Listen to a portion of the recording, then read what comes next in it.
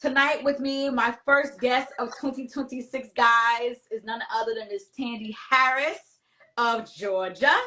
She is the co-founder of Siblings. She's a certified peer specialist for parents in the state of Georgia. Tandy believes that recovery is possible and conveys a message of hope to families who have been impacted by behavioral health challenges. Tandy enjoys spending time with her family, studying the Bible, and vacationing. Welcome, Tandy. Hello. Thank you so much for having me, Shanice. Thank you for coming. I'm glad we got through the technical challenges, and that's a good thing. That's a great thing, because I'm telling you, people that I shared that I was going to have you come on were like super excited. They're like, wow, well, maybe I can connect with her as well, because, you know, I'm in Georgia back and forth, and, you know, there are people who, you know, they have the boots on the ground, counselors for those who battle with addiction. Some of them went through they had their own stories. And so I just feel like Divine Connections is heavy right now. So I truly, truly thank you for your time, for coming on tonight. Thank you for having me. I'm honored. Absolutely, absolutely. So if you want, you can actually go into depth about what you actually do and what is Siblings Supporting Siblings. Sure. So as Shanice said when she introduced me, I am a mom, and I have 5 amazing adult children. Well, they're adults, but they're still my children. And I'm also a certified peer specialist for parents. And if anyone doesn't know what that is, I'll just give you a little brief description. It's a certified peer specialist for parents is a parent who has a child that they have raised or still in the process of raising. And it could be also a caregiver that is they are raising someone that may not be their child, however they're raising. And the child has mental health challenges or substance use challenges, and oftentimes is co-occurring. And so that's kind of the background of who I am and what started Siblings Supporting Siblings. Like I said, I have 5, and my oldest son started having substance use challenges, and it really, really impacted my home. It not only impacted me, it impacted my other children. And, you know, it was kind of hard, well, not kind of hard, very hard, you know, because I'm mommy, you know, so there's different things that I'm just going to understand, and things I'm going to work through, things I don't understand, but there's a grace and a patience there that I believe comes from God, you know. And my other children, though, it was very, very hard for them, you know, and we watched, you know, this get progressively worse. And long story short, it was a very long period of time that this happened, and it impacted our home. And so a lot of times, if there's anyone that has gotten behavioral health services, you will hear often that there are gaps in the system, right? And in our case, there was a huge gap in our home. And for a mom, it was heartbreaking, because I wanted my children to be close. Like, you raise them to be, you know, we're family, we stick together, you know, and the divide was getting wider and wider, and I could not close it at all. Mm-hmm. And it broke my heart. So let's fast forward. Over time, a long period of time, my son decided to make a decision to go into recovery. And so we give all praise to God for that. It was a lot of prayer. It was a lot of just only God could have carried me through that, because it was challenging. It was hard. And but when he started his recovery journey, I was very excited, and it's like, yes, yes, yes. And he had to work to gain back that relationship with his siblings. One of the goals that he had, and if you ever want to have my sons on a show one day with you, you know, I would love that. Yeah, and it could be like you could hear their side of the story. So, you know, they would do that. But one of his goals was he wanted to get his relationship with his family restored. Right. And, he got plugged into his faith. We found a program for him that was a Christian program. And, that helped cultivate the relationship side with the Lord. Right. However, there were also things that he had to do to get himself together, Right. Commit to counseling, commit to accountability, get peer support. He got peer support. And, he got a lot of therapy. He had case management. He had a lot of things put into place to support him. And over time, he reestablished a trust with his siblings, but it took time. Like, it wasn't like, okay, he's here now and we're, it's like, no, it took a minute. Right. And however, the good thing is that while he did the necessary steps to grow in his recovery and show that he was working, my children chose to forgive and walk with him. Mm-hmm. And so, talking about my career, when I started becoming a certified peer specialist for parents, I didn't know that existed, to be honest with you. I didn't know what it was. I was working for a company for 10 years, and my position had relocated to another part of Georgia. And so I was unemployed. And one of my friends was like, Tandy, I know a great job for you that you can get. And I was like, what? I'm unemployed. And she said, a certified peer specialist for parents. And I said, what is that? And so she explained, because she knew everything I went through with my son. She was like, well, everything you've gone through, you'll be able to support other parents who are going through the same thing. So we're not counselors, peer specialists. We are there to support and help and use our lived experience, in that way, and support the goals of the individual who we are providing peer support to. That person designs their plan, and we find out how can we best support you with those goals that you set. But what I realized in the field of work, that there were other parents. I thought I was going to just start talking about what I went through as a mom with my son. What I did not expect is that there were other parents as well that were dealing with that big divide in the house, because the other siblings were upset with the one who had the challenges, and because the one who had the challenges took more time. And it's not that it was, it wasn't that it was favoritism. Like purposeful. It wasn't purposeful. Yeah, yes, exactly. It wasn't purposeful. He required my time. And that's with a lot of parents. It's never, we love all the children, but, sometimes when there are that level of challenges, there's just going to take more time. And so I remember sitting, and by this time my son's recovery journey had began. And I remember the healing process in our family had started to take place, and we're still healing. I don't want anyone here to think that, we're the best perfect family. We're in a process and we're growing together. But I remember thinking, sitting with families and seeing the siblings that were impacted and upset, and saying, wow, my kids, they would be able to relate to that child. They would be able to say something, because it's a different lived experience, with my siblings. And so the thought was in my mind for a while, couple of years. And I was like, wow, there's nothing sibling specific. And then I was hearing this from other workers in the field of work as well, And so I spoke to my sons, and I said, hey, what do you think about we start this group, siblings supporting siblings. Mm-hmm. And that's how it began. And then I met you because I joined HA, Humbly Awesome. And you, as well as everyone else, we come together and support one another and gave tips. And here we are today. Here we are today. Amen. Wow. That was my heart. Oh my goodness. Tandy, I always say, I'm like, you're such a rock star. Like, I love her. Like, y'all don't know her personally, but I've grown to know her personally, and I'm so grateful to God that He brought us together.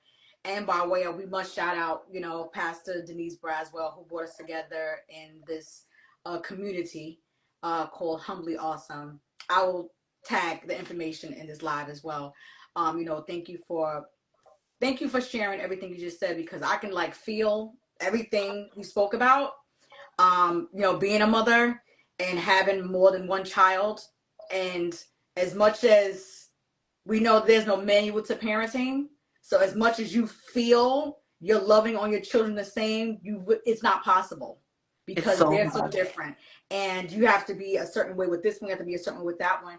So when it comes to the dynamics of, you know, I would love if you can just tap into that place where when your son first initially went through this, was something happening with him that you did not know about, or was it a gradual thing and you just felt like he'll get past it? You know, all kids go through these different phases where they get depressed or they go through something or they isolate themselves. You know, I know I'm doing what I'm supposed to do, so I think he's fine. And then it just kind of hit the fan. You know, what happened with him that, from what you know of, or maybe he shared with you, that made him go to substance abuse? Um, so, um, so I want to say two things. I want to say, because you made a point, it's so hard when you have more than one kid, one child, you know, that is so hard Yeah. to divide that up. And you love everyone the same. However, there's so many different needs, you know, and so you know, that is hard to get through. So to answer the question, to piggyback off of that, is that, um, you know, he had ADHD, you know, and if you do a little research on that, sometimes if that's not you know, taken care of, or it could be taken care of, but it's just not, you know, it's not a grip on it, or so that was one thing, was ADHD. And then it was something that it just got, you know, when he started, you know, it just started getting progressively worse as far as, you know, just using. And you know, I never thought, to be honest with you, I never thought anything would have gotten to the degree of, because it was affecting his mental health as well. Right. So that was a different dynamic, and that was something different I had to deal with, and that I was not prepared for, Right. you know, because it was really affecting, you know, when you use drugs, it affects your brain. Right. And you know, so seeing him using, and you know, wanting him to get help, and you know, seeing him, you know, having a hard time with that, you know, and you know, different things come up. And as far as, you know, you know, as a parent, different things come up internally, because you have these dreams from a very young age, you know, and you don't, you know, well, for me, I didn't anticipate any of that. So, you know, and it just started getting worse. And I think what made it harder too is the fact that I still, you know, I had faith. However, it was very, very hard, you know, and a lot of times, you know, you're like, when is it going to stop, or when is it going to get better? You know, one thing though, I remember one day, it was such a hard day, and I didn't know what was happening. I remember sending a group text message out to a bunch of people. It was just like, please just pray. Like, in, you know, and I remember like that, I felt the impact of all the prayers. I felt strengthened. You know, I felt strength, and you know, the situation didn't change at that moment, but I felt strength, you know. So it was really rough, you know. When in my field of work, working with other parents, because everything that I realized that I was experiencing, I wasn't the only one. I just had to get into that field of work and find out that there was others. So I didn't know that other parents will be so thankful to have a peer specialist, because no one, it's very, very, very few people get it, you know, what you're going through at that time. And so it was when I started doing the work, I realized, wow, for me, it was like, I'm not the only one that has gone through this. Like this, you know, this is a serious thing, you know, it is a real serious thing. But I want everybody to know that there is hope. And that you have the right to hope for the best. That's your right. You know, you have the right to hope for things to get better. And it, you know, it can get better. Everybody's journey is different. And I want every parent and every person to know that, you know, everyone is different.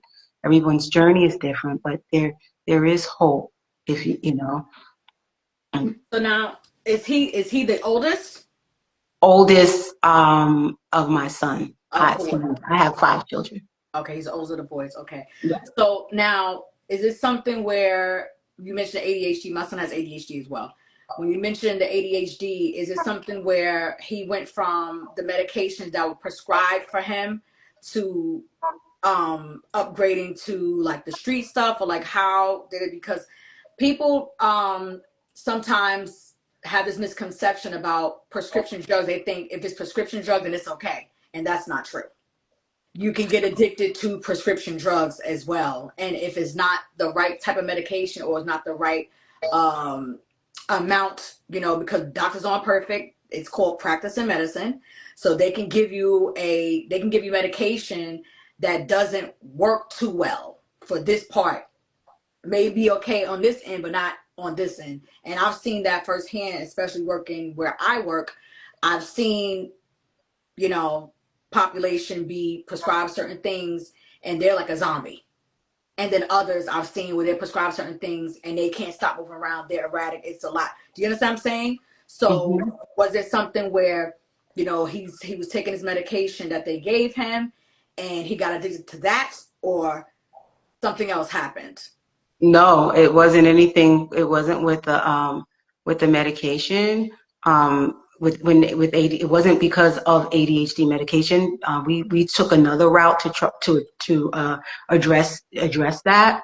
No, it's honestly, it's just he started, and and it just got worse.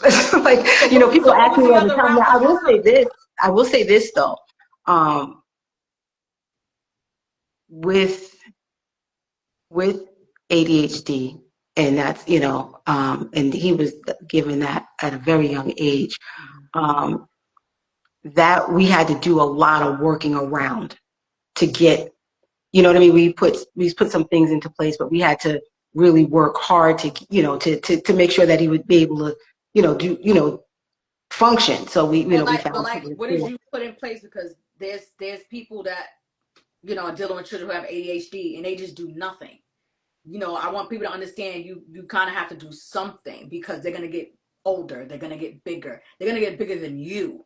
Do you understand what I'm saying? So if you can Yeah. kind of share, if it's okay, what were the other avenues that you were using if you didn't go the medication route? Because I didn't go the medication route either.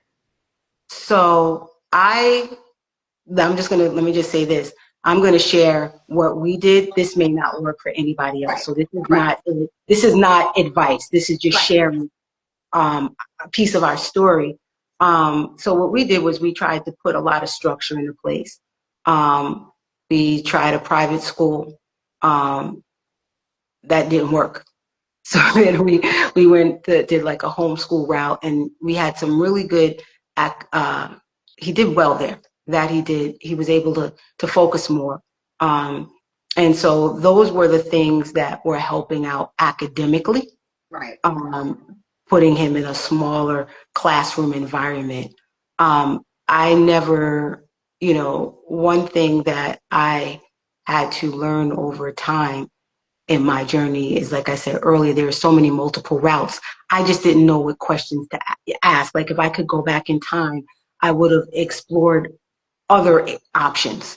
I would have asked the physician more questions. Mm-hmm. I asked questions, don't get me wrong, and I did some steps, but I guess maybe because I've learned more now from my career, Right. it could have done different. So every parent and, every household is different, and not everyone has the same style of parenting. Right. And not everybody would work for us that may not work for someone else. Mm-hmm. But if I could go back in time, I probably would have even done, I have more information now. So when you know more, you can do things differently. But Right. that was very hard too with the ADHD, because we had to do things, like, okay, let's try private school, or, and then, then the homeschool. But with the substance use, that just, it started, and it just, It I just can't went really, away. yeah, Yeah. yeah. It just, I can't really give So too much of a route place, as far as how it got to the degree that it did. okay. So now, now you guys, to fast forward. He's gotten the help he needs. Now he's a part of siblings, supporting siblings. So Yes. how do you guys work together? Is it, collaboratively? Because it's gotten bigger. You guys are doing big things now. It became from an idea to now you guys are all the way in. So can you kind of share, how you get to this place, people getting involved, other entities getting involved? Please share that, because I wanted you to come on because I want parents and family members. Let me just say this really quick, because thank you, Holy Spirit. Your child is your child, but there's someone else that's gone through or is going through exactly what you're going through. And because there's no manual to being a parent, there is no, you should not tell yourself, I should have did it this way, I should have did it that way, because it's cookie cut to your environment, to your child. I have an autistic son. How I'm raising my son is going to be different from how Tandy raised her son with his ADHD. So when you hear people share these stories more and more, you should understand you're not alone. Attach to people who are in these spaces so you can feel like someone can hold your hand. So you don't feel like you're alone. I don't know the dynamics, and it's fine if you want to share or if not. But sometimes as a single parent, it's a lot. Yeah. So you have to give yourself grace. You've never been through this before. So I thank you so much. Like, this is to the heart, because I know so many parents who they end up giving up. They just can't do it. They don't Yeah.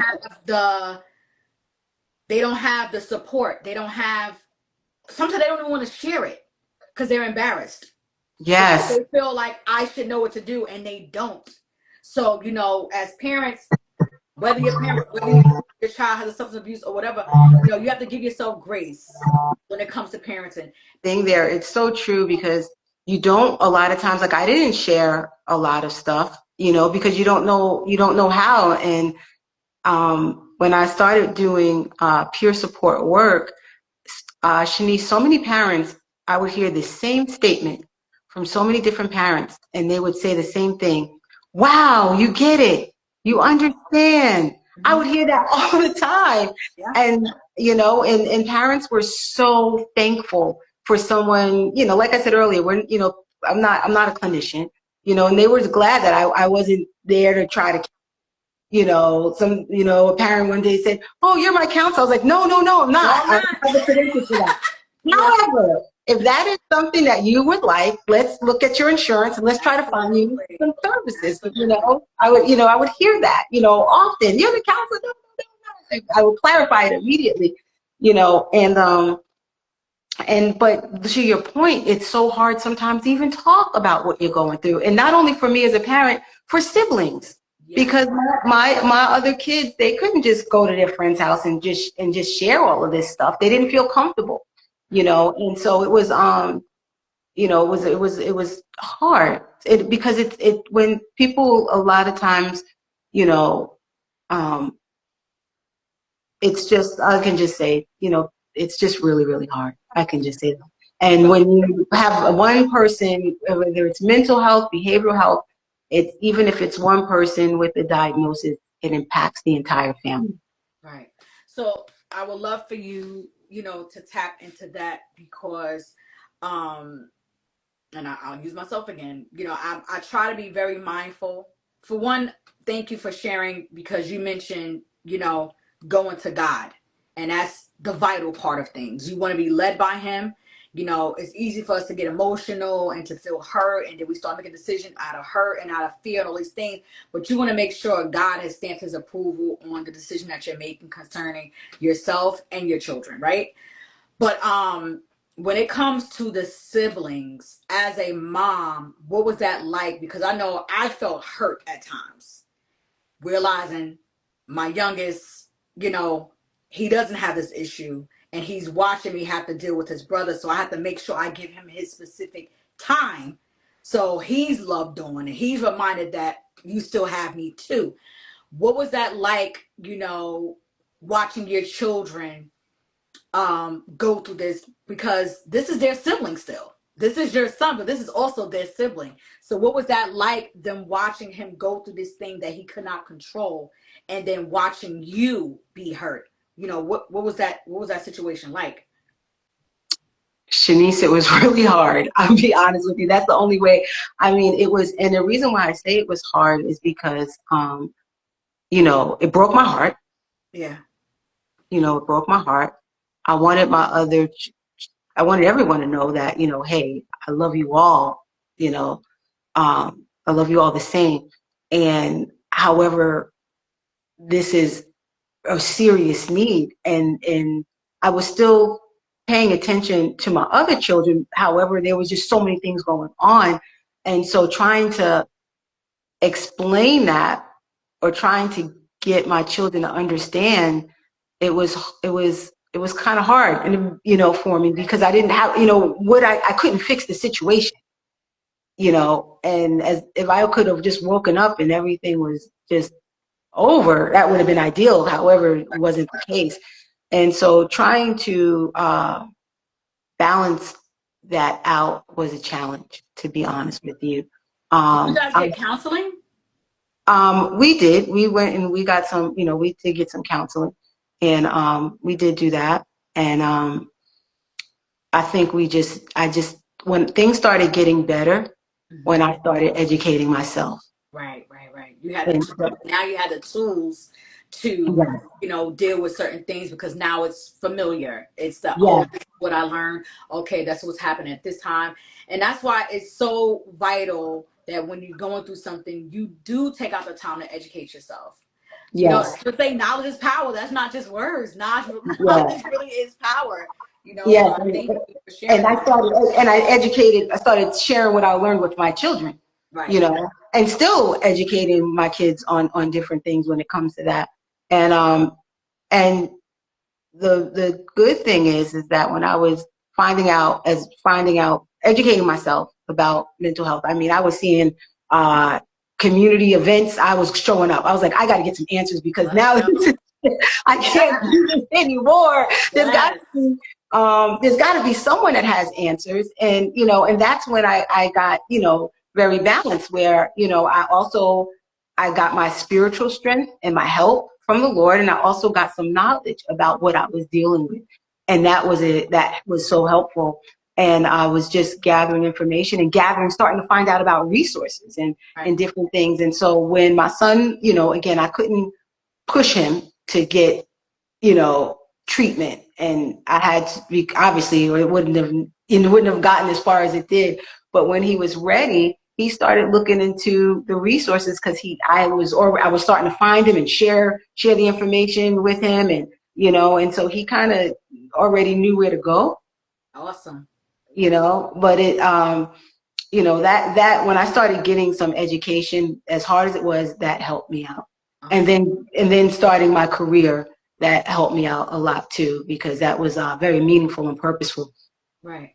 So I would like for you to, you know, segue into that, you know, with the field you're in and with siblings supporting siblings, how this all ties in and how it came from an idea to where you are now, because I really want people to be encouraged.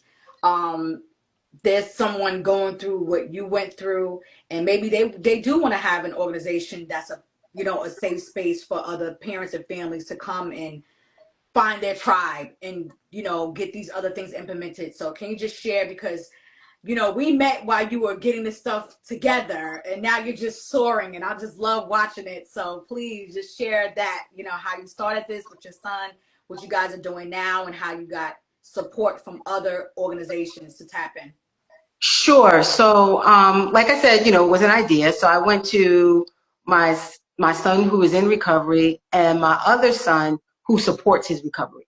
Mm-hmm. So now not only does my son support his recovery, my other children supported his recovery as well. Right. And so once everything came around, however, my two sons they wanted to do supporting siblings. And one of my daughters, my youngest daughter, she's a part of it too. She has her own family, so, you know, she's a big help. My other son just moved to New Mexico, so he chimes in on our meetings, and, you know, he was a big help. And, you know, but it's mainly my oldest son and my youngest son. And when I went and spoke about it, they were all in, both of them were. And it just, I think being in my field of work did help, because I knew that it wasn't just something in my home. When I started working, I realized that we weren't the only families going through this. It was way more than I thought, and that I knew about. And so from there, we did we were vendors at a conference. My job had a big system of care conference, and I was told that I could be a vendor there. So I had to work at that conference, and my sons had the table set up. So through HA Humbly Awesome, I did the steps, you know what I mean, to get a logo and everything that we needed to do.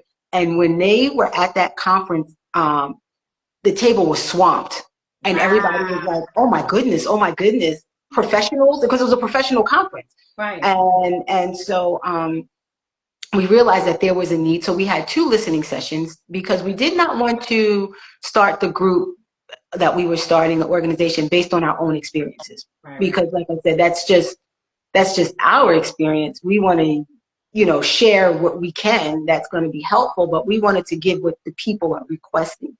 And so we had 2 listening sessions and got a lot of information, and using that for our meeting topics. Mm-hmm. And then we got it was a organization that is they are behavioral health providers, and so we have done some work with them as far as sharing our story and partnering with that organization, and that's what we're looking for, partnerships with other organizations, because we could be a great complement to family services and clinical services, for that family dynamic, without being, clinicians. And so also what we're doing is at that first listening session, because we were just talking about having it in our area where we live, and my sons were like, Mom, a lot of people at the table were saying that they want to come, but they live in the southern part of Georgia, 2 and 3 hours away. So we started last year, we started doing our virtual meetings. And so, so that anyone can come, and, you sign up, and we're meeting once a month. And in May, we're going to have an in-person meeting, because it's Mental Health Awareness Month.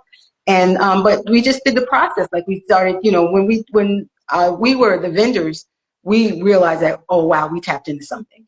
And because so many people were at the table, and people are coming to our meetings, and we're building a plane while we're flying it. I'm not going to say like, we're learning different things. The vision statement has, kind of changed a little bit, and, still the same, we're getting the right age groups. We're trying to iron all of that out. But we're really excited. We're thankful to God. Yeah. I never thought that everything that we went through would result in this, That's how God works. That's how he works. He's intentional. We don't always understand it when we're in it, but boy, when it comes back around, he is all for our good. I'm telling you. I'm just so proud of you and excited for what you guys are doing, because it's very essential right now. There's a lot going on, and I feel like families are being attacked. Wow. You understand what I'm saying? I feel like families are being attacked. A lot of division.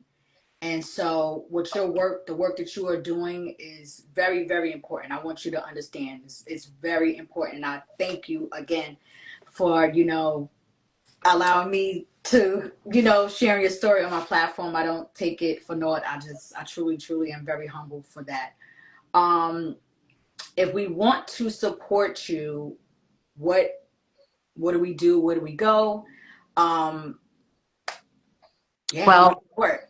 Well, our website is Siblingsporsiblings.com, and you can also email us at siblings@gmail.com. If possible, I would like to send you our information, and you can maybe share it with your followers. And we would welcome anyone to come. If you would like to come to our meetings. We're having our next one on January 27th. There's a registration link. If you'd like to come, you can email us, or I can even, Shanice, if it's okay with you, send you the registration link. And if you want to share it, because we're virtual, you don't, have to live in Georgia to attend. Right. And that's the best way to, to contact us. And we're still growing. We are a nonprofit, and we are in the process of becoming a 501c3, but we are a registered nonprofit in the state of Georgia. And we're just really thankful. Yeah. And Shanice, I'm thankful that you even invited me here. You're saying you're humble. I'm humble. No, this is God. I'm telling you. I'm just, like I said, for you guys who may not know, we're in this this amazing group called Humbly Awesome, led by Pastor Denise Braswell of Georgia. And God just hovers over us. I'm telling you. He just dwells with this group of powerful women. And I'm just grateful to be a part of it. And like I said earlier, watching Tandy, go from, oh, I might do this, I might do that. And then the accountability kicks in. She's like, oh, I did this for this week. And we're like, wait, whoa. So, just seeing your growth and just seeing how God is just blessing and enlarging your territory. I'm always going to pray for you. I'm super excited for you. And, I'm always praying for parents. I have a heart for the parents because it's not an easy job to do. And so I truly, truly thank you, for sharing part of your story. And, like she said, there's more to it. So if you guys, please, sir, please, ma'am, if you feel a tug in your spirit to tap in, please do that. It can save a life. It can save a life. It can give life, because sometimes some of us as parents, we lose who we are because we're all engulfed in what is going on with our children. And that's not of God. Let me just say that. That is not of God to be in bondage, as a parent. So I just want to say that. Thank you, Holy Spirit. What would you say if you could speak to the hearts of, whether single mother, single father, two-parent home, whatever the case may be, whatever the dynamics are, just give us what's on your heart right now, thinking about what you've gone through and where you are now. Give us some encouraging words to those individuals who ready to throw in a towel because of what they're dealing with, behavioral, whatever the case may be. What would you say to that parent or those parents? I would say I understand, and what you're feeling, anyone else would feel. If I don't know your circumstances, but if it's anything like mine and so many other parents I've met, it's not uncommon to feel that way. I want you to know, though, that there is hope and things can get better. They really can. Families do heal. Yes. Our family is healing, and we're a lot better than where we were. We're healed, and we're healing even more. I also want to encourage families to tap into resources. There are a lot, online resources. NAMI is a great National Alliance for Mental Illness. They provide a lot of information and help for mental health. There are different groups, just, find out, what resources are available in your area, and see if those resources will work for you. Because again, there's so many different resources, but recovery is individual. And so I don't want to tell everybody, oh, just do this. I put NAMI's name out there because that's just a great resource that a lot of people know about. But find out, just information that can be helpful to support you as a parent, or you as a family member. While you're going through this journey, whether your child or loved one is in recovery or not, I encourage everyone to implement self-care, to remember that it's important, that you will drain yourself if you're not, taking care of yourself. So find something that's important to you, and be very intentional about that. What else would I say? So hope, self-care, and find out about, resources and that's available that may be able to help you, because I'm very, if you ever hear me, I always tell everyone that, I'm just sharing what works for us. Right. You find out what works best for you, because you're the expert of your life. Ooh, come on with the bars. You are the expert of your life. And we can close on that note. Thandiwe Harris, my heart is fluttered. I am just in awe of you. I am rooting for you. I'm praying for you and your children. You always know I always say this. I see a book coming.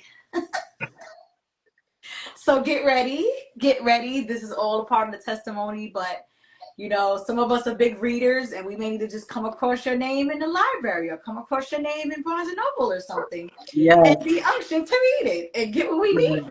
I'm just saying. So, just continue to be the praying mother that you are for your children.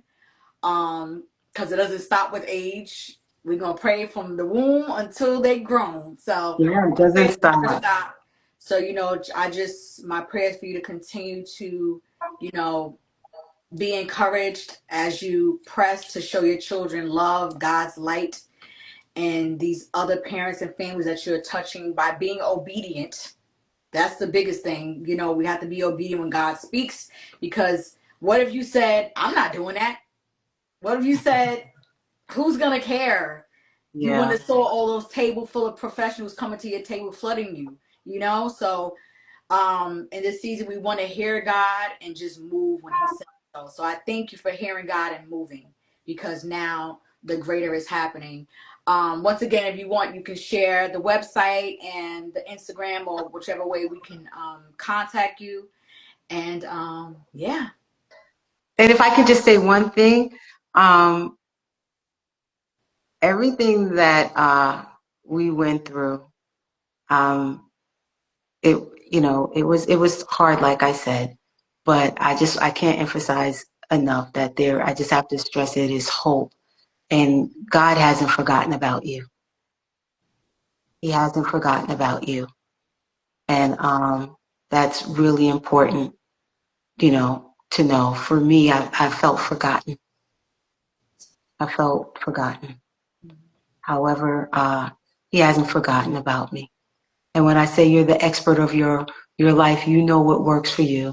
So I hope what I shared was encouraging and helpful. However, find out what works best for you, and remember that it's person-centered. Recovery is person-centered. It's around the individual.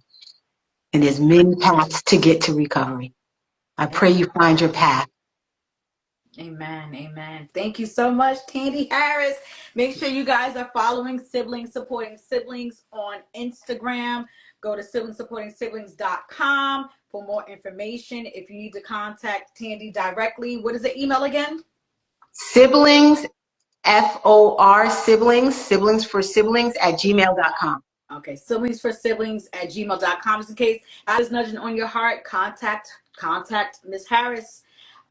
She's willing and available. She's going through it, and she's experienced and is still experiencing God's grace and God's love for not just her, but her and her children. So don't feel ashamed. This is your moment. This is your time. If you feel some type of way, you feel like God is speaking to you, don't ignore it. Don't sit on this. Contact her and do your work, because God loves you. He did not forget about you. Thank you so much, Thandiwe. Make sure you guys subscribe to Hot Mic with Lady She podcast on YouTube. Be on the lookout for more things coming from this platform. God is moving swiftly, quickly, but he is moving in a mighty, mighty way. And I'm just here for the ride. So if you guys also are interested in the group that we are part of, how Tanya and I met, it's called Humbly Awesome. You can follow Braswell_life on Instagram to check out Pastor Denise Braswell as well, and join this community where not only do we love on each other, we keep each other accountable, we encourage each other, we push each other to our greatness, and everyone is growing and glowing. Yes. Don't miss the mark. God has great things coming for 2026. Once again, Tandy, thank you so much for coming on. And Thank you for having me. Thank you so much for having me. I hope everybody has a wonderful evening. Thank you. Yes. Good night. Good night.